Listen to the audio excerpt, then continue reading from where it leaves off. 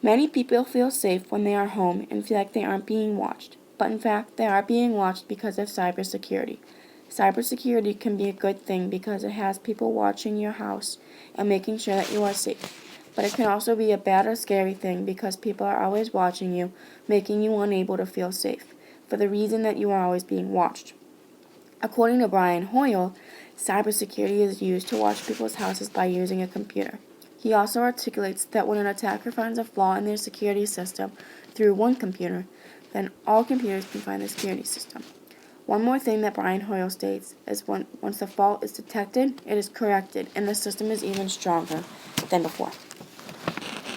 In the past, people were freaking out about cybersecurity because there were these people called red communists or criminals. What the red communists did was they watched your home only until you left so they could go in your house and take your belongings. A staff correspondent once agreed. Red qualified the red communist, seemingly suggest a superlative. He is mentioning that a red communist suggests a high quality of terrible things to do.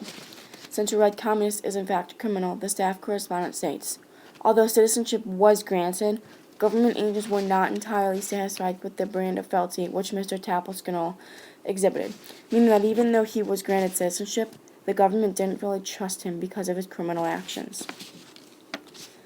According to Brian Hoyle, a risk of cybersecurity is that the computer does not need to be connected to a network drop in order to gather information. Also, if someone throws something away about cybersecurity, someone else can go dumpster diving for that important information, and all the information can end up in the wrong hands. Brian Hoyle lets us know his 3 strategies about finding out how the attackers use cybersecurity. The first is that the attackers usually utilize authorized network connections. Next is called the man in the middle. This is when the attacker impersonates both ends of the connection, making the real sender unaware that their communications are not proceeding directly towards their destination. Finally, there's the replay attack, which is when transmissions are intercepted, read, and passed along to the correct destination. Brian Hoyle also gives us some recommendations that include educating and urging market forces to fix the cybersecurity problems at hand. Senate Bill 1353 should be passed because it keeps everyone safe. This bill was introduced on July 24, 2013, and is for the public and private volunteers to decide whether this bill should be passed or not.